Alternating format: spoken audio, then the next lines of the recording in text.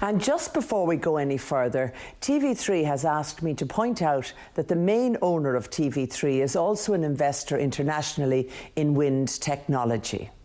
I'm joined now by Andy Kinsella from Mainstream Renewable Power, which is one of the companies behind the large-scale wind turbine development proposed for the Midlands. You're very welcome to the show, Thanks Andy. very much, Nora. Quite a critical and difficult VT there, and Eddie O'Connor finishing up saying that you have a huge job of work to educate people. Can we start with the whole issue of noise? Do these wind turbines create noise? I think, we need to put a sense of perspective in this, Nora.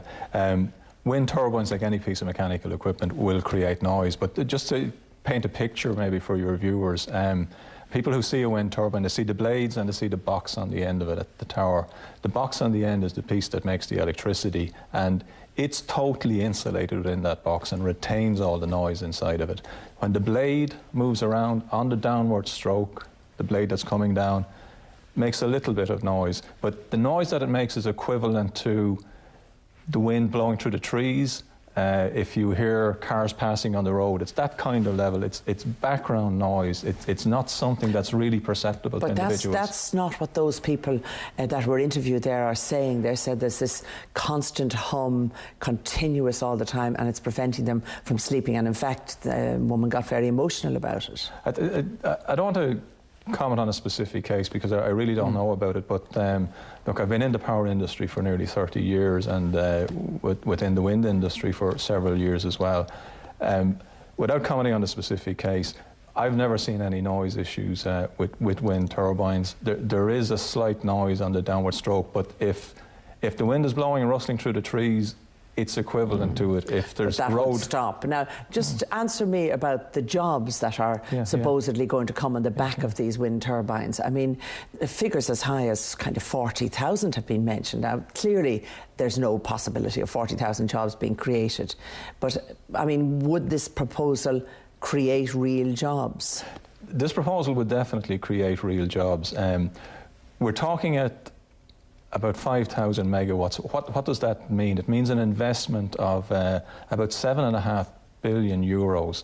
Now, that scale of investment is enough to attract manufacturing, long-term operations and maintenance jobs, as well as the construction. So are we talking about 100 jobs or 500 jobs? Well, I think this is the key to it.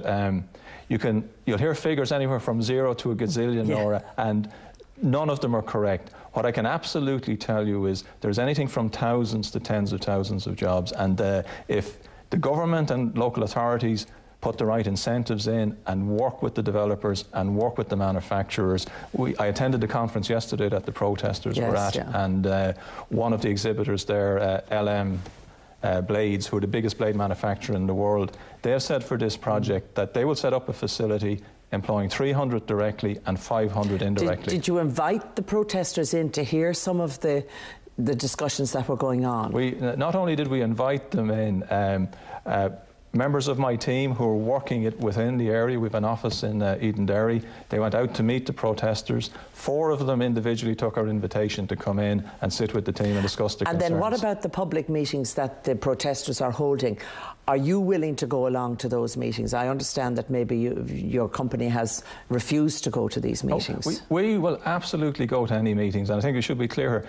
We have firstly worked with landowners down there. We've held 17 open meetings with landowners.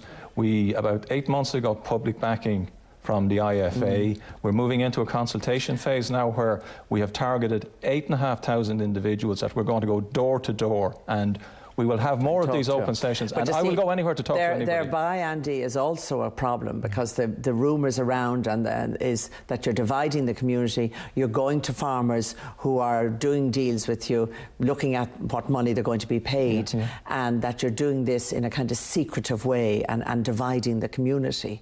Is this the case? We're absolutely not doing it in a secretive way.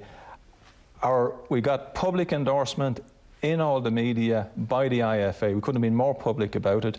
We're very open with the farmers. We have to sign agreements to have options to use their land as this project moves forward. And they're paid for that option, are they? They will be paid for the options to hold the land for us over the next 3 to 4 years. It's small payments, but within our agreements, there's no confidentiality clause whatsoever. Any farmer is free to talk to his neighbours and anybody else. There are no restrictions in the agreement. And finally, could I say, I mean, a lot of criticism is that this wind farm, this huge number, 2,000 or whatever it is, because it varies from 1,000 to 2,500, that these are to supply energy to the Great Britain. And why aren't they being built on their land? Are they refusing to have them? Or is it just a business venture to bring some investment into Ireland? Great Britain is going into an energy crisis 2017 to 2020. It has to close its old fossil fuel plants under the European Union's Large Combustion Plant Directive. It needs energy. It is going to put more onshore wind turbines in than Ireland ever will in the next 5 to 6 years. It's also doing offshore, but it still is not going to have enough. And this is an export opportunity from Ireland. We can meet our own 2020 needs.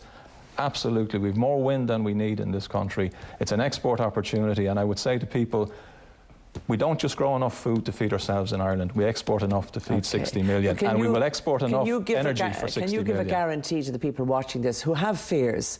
There are lots of people who think these are great things. There are others who are fearful of them. You give a guarantee that you will carry out as much discussions and negotiations with the local communities as possible before this goes for planning permission. We have a full consultation proposal. We will be engaging with the community. As I say, in the last few weeks we've been going out door to door, following up with 8,500 people.